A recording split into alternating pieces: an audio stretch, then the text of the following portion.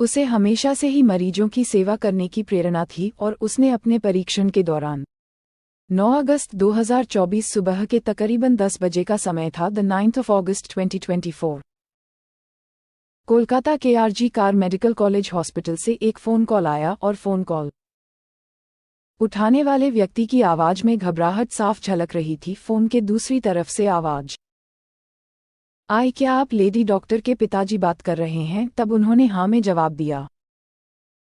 इसके बाद सामने वाले की बात सुनकर उस पिता के पैरों तले से जमीन खिसक गई। उसने कहा, जितनी जल्दी हो सके आप अस्पताल पहुंचे, आपकी बेटी की तबीयत बहुत ज़्यादा खराब है। पिता को इस खबर पर यकीन नहीं हुआ। उनकी बेटी, जो एक समर्पित डॉक्टर थी, रात में बिल्कुल ठीक थी। अचानक से उसे ऐसा क्या हो गया? वह कुछ पूछ पाते इससे पहले ही फ़ोन कट। पिता ने घबराहट में दोबारा फ़ोन कॉल किया और लड़खड़ा हुई आवाज़ में पूछा, मेरी बेटी को क्या हुआ है? उधर से जवाब मिला, साहब, आपकी बेटी ने अपनी जीवन लीला समाप्त कर ली है। ये शब्द सुनते ही पिता की आंखों में आंसू उमड़ आए। उनकी बेटी, जो हमेशा मुस्कुराती रहती थी, जिसने हर दिन ना जाने कितने मरीजों को नया जीवन दिया, वह अब इस दुनिया में नहीं रही। बेटी की खबर सुनते ही माँ भी फूट फूट कर रोने लगी। वह टूट चुके थे, लेकिन अब बिना देरी किए वह दोनों अस्पताल की ओर रवाना हुए। लेकिन उन्हें नहीं पता था कि जब तक वे अस्पताल पहुंचेंगे, ये खबर पूरे शहर में आग की तरह फैल चुकी होगी। अस्पताल के बाहर भीड़ का जमावड़ा शुरू हो चुका था। हर कोई हैरान था, गुस्से में था कि ऐसा कैसे हो सकता है। वह कौन था जिसने इस निर्दोष डॉक्टर की जान ली? और सबसे बड़ी बात, आखिर क्यों? इस बीच न केवल डॉक्टर और नर्स बल्कि आम जनता भी, लोग अपनी थकान मिटाने के लिए सोने की तैयारी कर रहे थे। डॉक्टर अपने 2 जूनियर नाइट 12 बजे एम सहयोगियों के साथ बैठकर हंसी मजाक के बीच खाना खाया। खाना खाने के बाद उन्होंने कहा कि वे काफ़ी थकी हुई हैं और अब सोने के लिए चौथी मंजिल पर स्थित सेमिनार हॉल में जा रही है। किसी ने सोचा भी नहीं था कि वह आखिरी बार होगा जब वह किसी के साथ नाइट 12 बजे एम मुस्कुराते हुए देखी गई। 9 अगस्त की सुबह जब उसके पिता को वह भयानक और फ़ोन कॉल आया तो उन्होंने इस बात की जानकारी अपनी पत्नी को दी और दोनों ही घबराए हुए अस्पताल की ओर भागे। और जब वे अस्पताल पहुंचे तो वहां का दृश्य किसी नाइटमेयर से कम नहीं था। अस्पताल के गलियारों में अफरा तफरी का माहौल था। डॉक्टर का शरीर अर्धनग्न अवस्था में खून से लथपथ और जख्मों से भरा पड़ा था। डॉक्टर के शरीर पर जगह जगह चोट के निशान पाए गए और उनकी गर्दन की हड्डी टूटी हुई थी। आंखों, मुंह और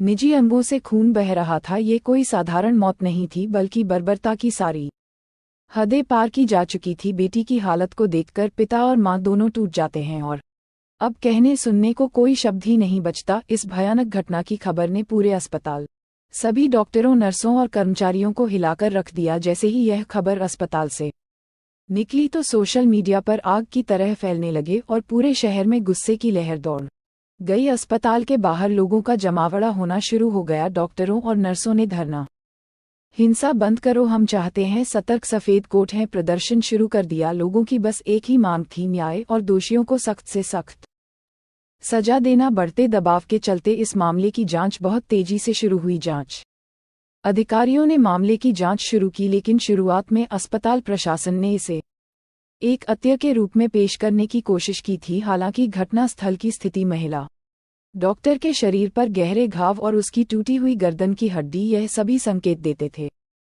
कि यह मामला साधारण तो बिल्कुल भी नहीं है, जो कि पोस्टमार्टम के रिपोर्ट ने साबित कर ही दिया था। जैसे जैसे मामला आगे बढ़ा, राजनीतिक नेताओं और सामाजिक संगठनों ने भी न्यायाधीश इस मामले पर दुख जताया। ये घटना केवल एक परिवार का दर्द नहीं, बल्कि पूरे समाज का सवाल बन गई थी। ममता बनर्जी की सरकार भी इस मामले को लेकर दबाव में आ गई थी। खैर, जांच के दौरान सेमिनार हॉल के पास के सीसीटीवी फुटेज खंगाले गए। इसमें कुछ संदिग्ध गतिविधियां देखी गई। जांच के दौरान संजय राय नामक एक व्यक्ति सामने आया, जो पुलिस कल्याण बोर्ड में सहायक रूप में कार्य करता था। वह अक्सर अस्पताल में आता जाता था और उसे संदेह की निगाह से अब देखा जाने लगा। उसी जांच के दौरान पुलिस को सेमिनार हॉल के पास एक ब्लूटूथ डिवाइस मिला। पुलिस ने जब उस ब्लूटूथ डिवाइस को चेक करना शुरू किया तो पता चला कि वह ब्लूटूथ डिवाइस बुरी हालत में टूटा हुआ था।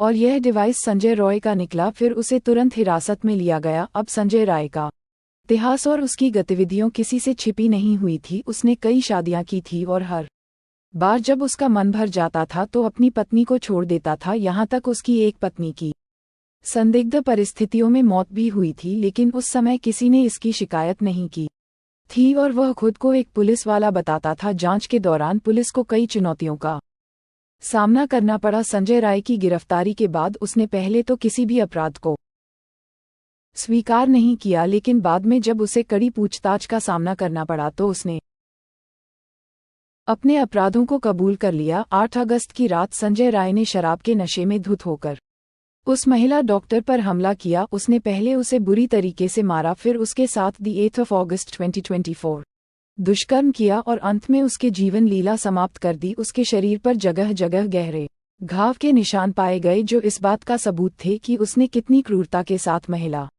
डॉक्टर पर हमला किया था। पुलिस ने उसके मोबाइल को भी जब्त किया और उसमें पुलिस ने संजय रॉय के खिलाफ भारतीय न्याय संहिता की धारा 64 और धारा 103 के तहत मामला दर्ज किया और अदालत में उसे पेश किया, जहां पर उसे 23 अगस्त तक पुलिस रिमांड में रखे जाने की मंजूरी मिली। बाकी अभी यह मामला चल ही रहा है, तो हो सकता है 23 अगस्त 2024 कि उसमें अभी और भी नए खुलासे हो जाए। इस घटना ने हमें ये सोचने पर मजबूर कर दिया है कि हमारा समाज किस दिशा में जा रहा है और समाज में महिलाओं की सुरक्षा के लिए केवल कानून ही नहीं बल्कि समाज की सोच और जागरूकता भी महत्वपूर्ण है। हमें ये समझना होगा कि महिलाओं की सुरक्षा के लिए केवल एक कानूनी मुद्दा नहीं है, बल्कि एक सामाजिक मुद्दा भी है, जो हमें बचपन से ही छोटे बच्चों को सिखाना होगा कि नारी शक्ति का ही जीवन है। तो दोस्तों, इस घटना को सुनाने का उद्देश्य किसी का दिल दुखाना नहीं। अगर मैंने इस वीडियो में कुछ गलत कहा हो तो मुझे माफ़ कर देना।